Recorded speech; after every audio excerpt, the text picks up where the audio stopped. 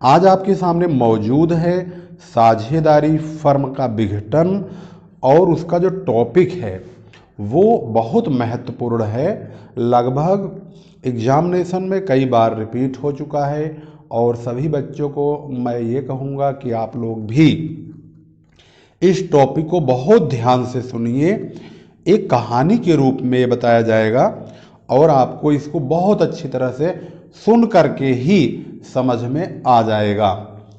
साझेदारी फर्म का जब विघटन होता है तो उस दौरान एक नियम गार्नर बनाम मर्रे का नियम बहुत मशहूर है, डिसोल्यूशन ऑफ पार्टनरशिप फर्म।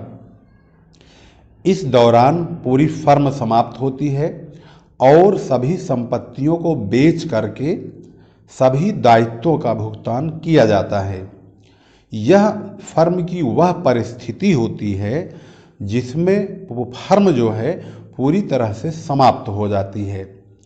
और साझेदारी फर्म का जब विघटन होता है उस दौरान अगर किसी साझेदार की पूंजी की जो डेबिट बाकी है, यानी डेबिट ज़्यादा है और क्रेडिट कम है, उसके बाद उसका लॉस ज़्यादा आता है, ऐसी सिचुएशन में वह साझेदार अपने कमी को, अपने डेबिट बैलेंस को ला करके फर्म को नहीं दे पाता है और ऐसी परिस्थिति हो जाती है कि उसकी निजी संपत्ति भी, यानी उसका घर, घरेलू संपत्तियों को भी बेच करके भी यदि उसका कर्ज, यानी उसका वो डेबिट बैलेंस फर्म का, उसके हिस्से का अगर वह पूरा नहीं कर पाता है तो उस परिस्थिति में उस साझेदार को दिवालिया साझेदार घोषित कर दिया जाता है।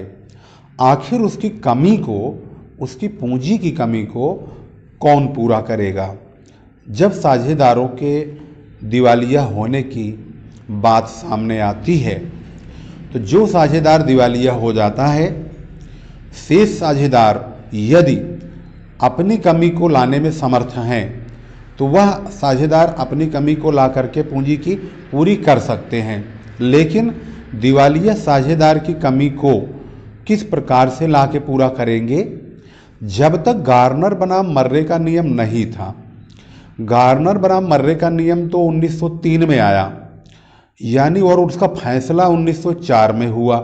लेकिन 1904 से पहले जो भी हानि इस प्रकार से होती थी उस हानि को बचे हुए साझेदार अपने लाभ हानि अनुपात में लाके पूरा करते थे।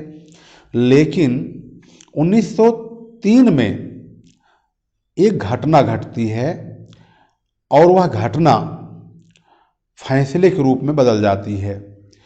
और विवाद कब का शुरू होता है? सन 1900 का। सन 1900 में गार्नर, मर्रे, विलिंग्स, ये इंग्लैंड के तीन व्यापारी, तीन साझेदार थे जो एक साझेदारी फर्म को चला रहे थे। उनकी पूंजी तो अलग अलग थी, लेकिन उनका जो लाभ हानि बांटने का अनुपात है वह बराबर था, यानी 1-1-1 था। 1/3, 1/3, 1/3 था। उनमें किसी प्रकार की लिखित समझौता नहीं हुआ था, यानी पार्टनरशिप डीड साइन नहीं किया गया था। जून 1900 में उनकी साझेदारी फर्म का विघटन हो गया। फर्म की जब संपत्ति हुई नीलाम तो सभी लेनदारों का भुगतान कर दिया गया।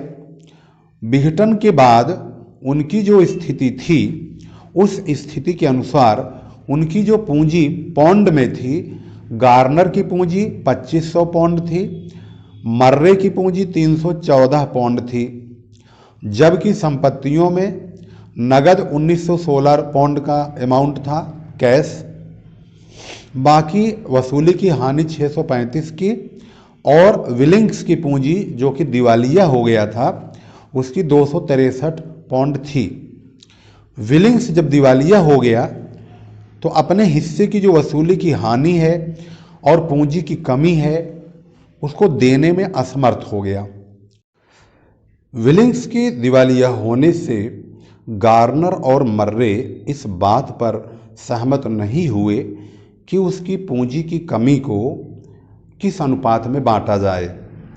गार्नर चाहता था कि जैसे सभी हानियों को बांटा गया है लाभ हानि विभाजन अनुपात में, उसी प्रकार से इस हानि को भी बांट लिया जाए, यानी विलिंग्स के पूंजी की लॉस को भी इसी तरह से बांटा जाए।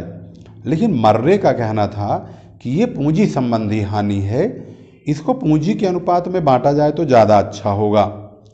और यह विवाद कुछ ज़्यादा ही गहरा हो गया। अब इतना गहरा हुआ कि ये विवाद सीधा न्यायालय में पहुंच गया। कोई भी झुकने को तैयार नहीं।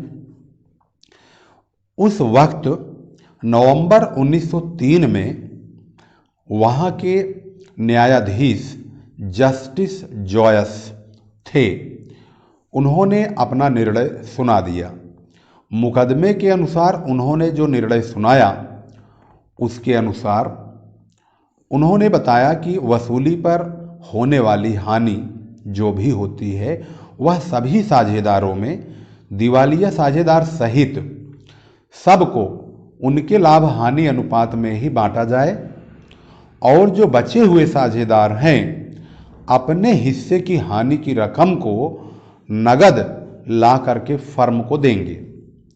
दूसरा निर्णय ये सुनाया कि दिवालिया साझेदार की पूंजी की कमी को वसूली की हानि सहित बचे हुए साझेदार अपनी पूंजी के अनुपात में लेकर के आएं, लाभ हानि विभाजन अनुपात में नहीं।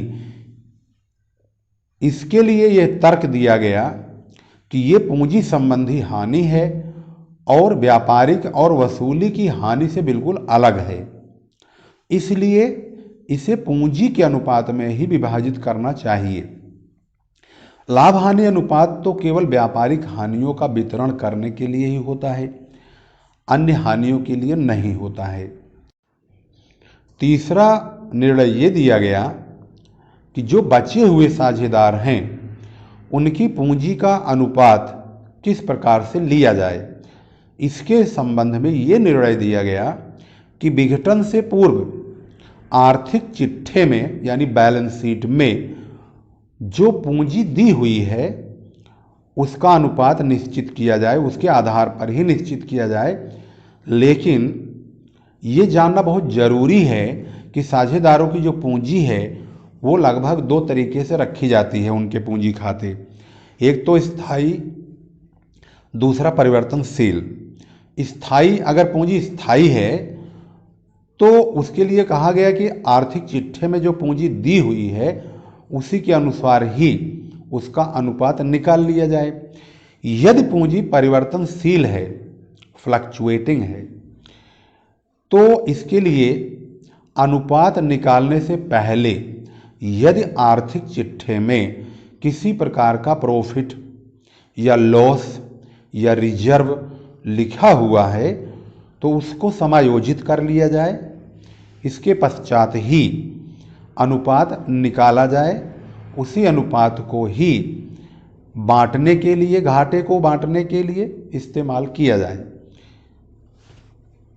इस निर्णय की आलोचना भी हुई, भारत में भी हुई, काफ़ी विवाद भी हुआ है, लेकिन सभी विद्वान एकमत नहीं हैं। सवाल ये है कि क्या यह नियम भारत में लागू होता है या नहीं। तो इस संबंध में कुछ बातें बहुत महत्वपूर्ण तौर पर बताई गई हैं और वह यह कि किसी भी न्यायालय में अभी तक इस नियम के विरुद्ध कोई निर्णय नहीं दिया है और इस नियम के भारत में प्रयोग करने पर भी कोई आपत्ति नहीं है। साझेदारी संलेख में यह निश्चित किया जा सकता है कि शोधक्षम यानी बचे हुए साझेदार दिवालिया साझेदार की पूंजी की कमी को अपनी पूंजी के अनुपात में पूरा करेंगे या लाभ हानि वितरण अनुपात में, जिस अनुपात को वह निश्चय कर लेंगे अपने साझेदारी संलेख में, वही माना जाएगा। यदि साझेदारी संलेख का अभाव है तो गार्नर बनाम मर्रे का नियम लागू कर सकते हैं। व्यवहार में गार्नर बनाम मर्रे के नियम का आंशिक रूप से पालन किया जाता है। बचे हुए साझेदार दिवालिया साझेदार की पूंजी की कमी की जो पूर्ति है अपनी पूंजी के अनुपात में ही करते हैं, लेकिन अपनी वसूली की हानि को नगद नहीं लाते हैं। अगर परीक्षा के हिसाब से अगर यह प्रश्न आता है और उसमें स्पष्ट आदेश नहीं लिखा है तो आप गार्नर बनाम मर्रे के नियम का पालन करेंगे। भारतीय साझेदारी अधिनियम 1932 की धारा 48A में ये हानि साझेदारों में उनके लाभ हानि अनुपात में ही बांटी जाती है, यानी जो बचे हुए साझेदार हैं उनका जो लाभ हानि अनुपात होता है उसी में ही दिवालिया साझेदार के पूंजी की हानि को बांटा जाता है। इस प्रकार से आपने गार्नर बनाम मर्रे का नियम समझ लिया है। जो निर्णय जस्टिस जॉयस ने सुनाया गार्नर मर्रे के विवाद के बारे में, तब से यह नियम गार्नर बनाम मर्रे के नियम से जाना जाने लगा। आज की वीडियो में यह बहुत महत्वपूर्ण और ख़ास टॉपिक था जो कि एग्जामिनेशन पॉइंट ऑफ व्यू से बहुत इम्पॉर्टेंट है। सभी बच्चों को पढ़ने के लिए ही मैं कहूँगा और अपने फ्यूचर के लिए अब आप पढ़ाई पर ध्यान दीजिए, परीक्षा बहुत नज़दीक है। अगर कोई चीज़ मतलब कोई टॉपिक अगर आपको समझ में नहीं आ रहा है तो आप वीडियो को 1 से 2 या 3 बार देखें, उसके बाद भी अगर किसी प्रकार की दिक्कत है तो आप अपने कमेंट में ज़रूर बताएं और अपनी प्रॉब्लम हमारे तक पहुंचाएंगे, यानी मुझ तक पहुंचाएंगे तो मैं उसका सॉल्यूशन ज़रूर ढूंढने की कोशिश करूंगा। अपने कमेंट में भी अगर आप जिक्र करेंगे तो भी मैं तुरंत उस पर संज्ञान लूँगा और तुरंत आपके कमेंट के अनुसार ही आपके पास वीडियो पहुँचेगी। फिर लेकर आएंगे खास और महत्वपूर्ण वीडियो सिर्फ आपके लिए। तब तक के लिए नमस्कार, जय हिंद, जय भारत।